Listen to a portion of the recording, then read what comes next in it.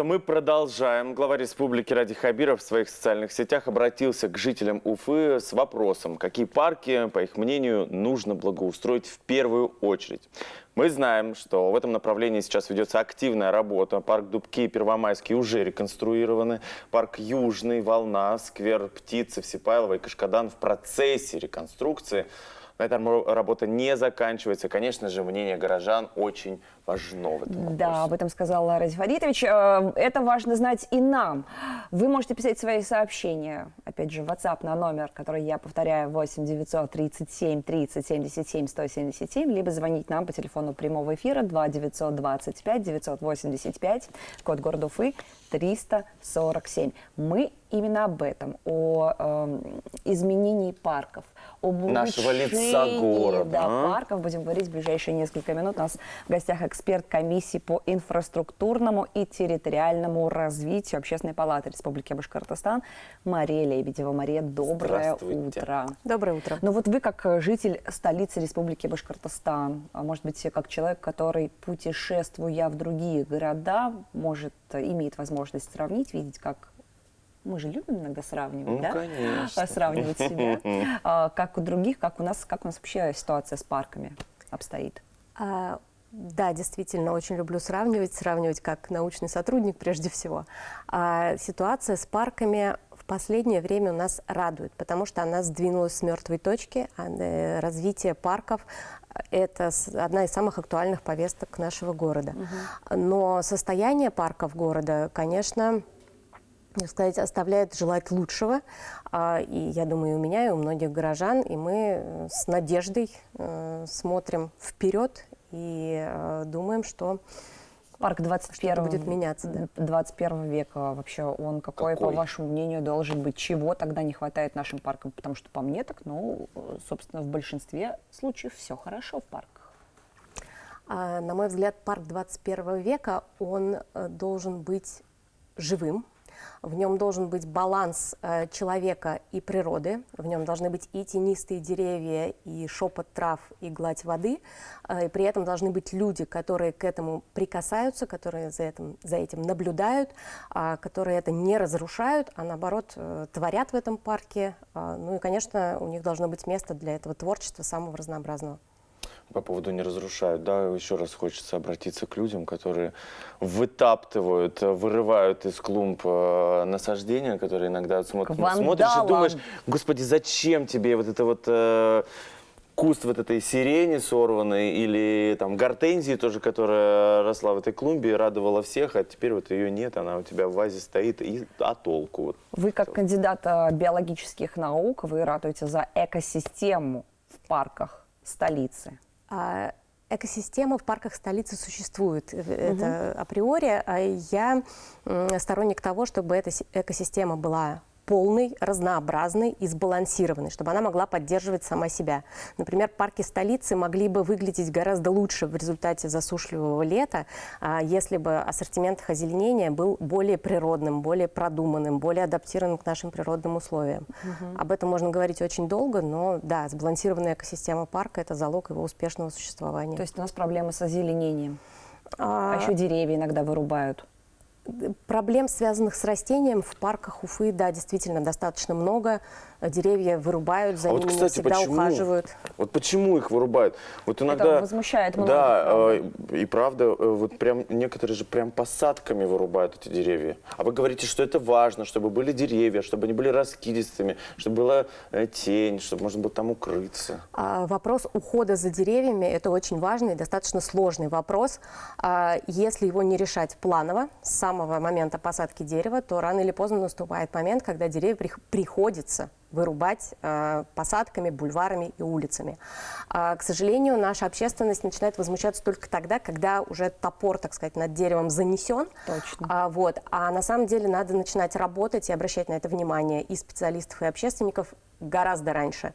Вот сейчас во многих районах, парках Уфы посажены новые деревья. Это очень хорошо. И вот самое время обратить на них внимание сейчас. Подумать, как их будут поливать на следующий сезон, как будут проводить структурную обрезку. То есть такие, может быть, сложные, на первый взгляд, какие-то термины, какие-то понятия. Это именно то, что обеспечит нашим деревьям долголетие, максимальный эксплуатационный срок зеленых насаждений, есть и такой термин. Вот. И это именно то, что приведет нас в парке 21 века и уведет нас от городских конфликтов, когда приходится бросаться под топор дровосека защитникам прав деревьев. Ну хорошо, вот по вашему мнению, в Уфе какой парк можно поставить в пример всем остальным? Это очень сложный вопрос, потому что каждый посетитель парка ценит в парке что-то свое. Я очень люблю парк, лесопарк имени лесоводов Башкирии. Он находится рядом с местом моей работы. Это самый природный из всех наших парков. Он достаточно большой, это зеленый массив. И я иду в парк за контактом с природой, поэтому я выбираю парк лесоводов Башкирии.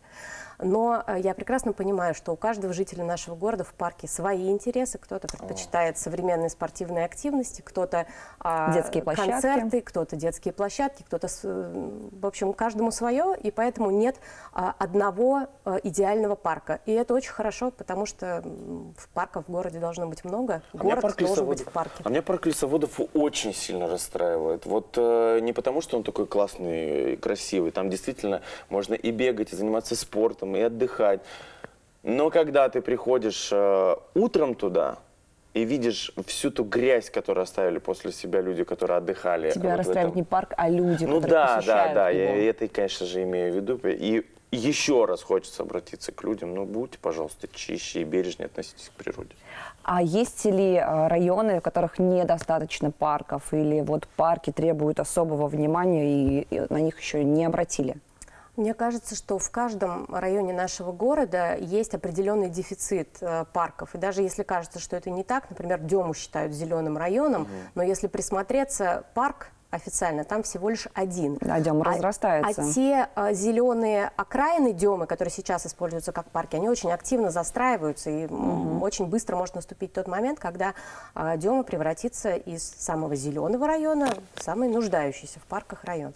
Так можно рассмотреть каждый район, увидеть какие-то свои сложности, свои вызовы, свои задачи, требующие решения. Знаете, я просто в Деме всю жизнь свою жила практически. Могу сказать, что в моем детстве, что сейчас вообще парк не меняется практически.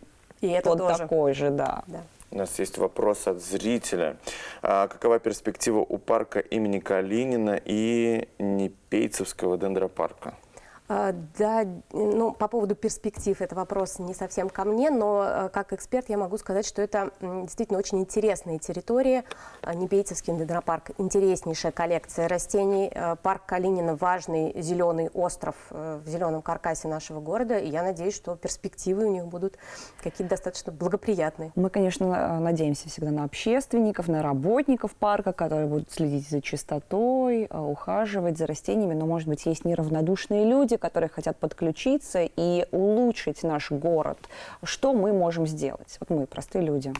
Это действительно очень важный момент. Объединение простых людей, даже если они просто говорят об этой теме, просто ведут разговор о парке или о парках, это большая энергия, которая поддерживает и общественников, и коммунальные службы, и всех тех людей, которые с парками непосредственно работают. Поэтому я считаю, что нужно начинать с диалога, дискуссии, разговора. Это то, с чего стоит начать в нашем городе. Ну, если кто-то считает, ой, да лучше бы обратили внимание там, на дороги, на проблемы со строительством, зачем они тут парки обсуждают, и вообще, почему глава республики делает так много для парковых зон, мы этим людям что скажем?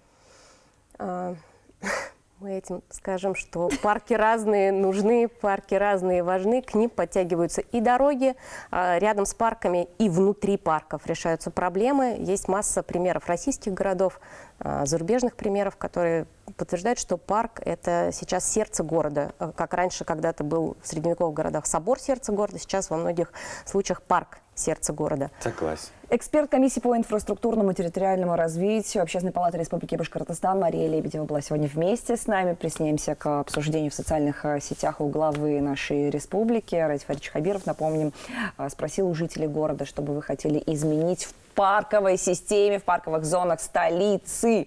Вот сейчас прям тоже пойду, что-нибудь напишу про Демский парк. Все, бежим.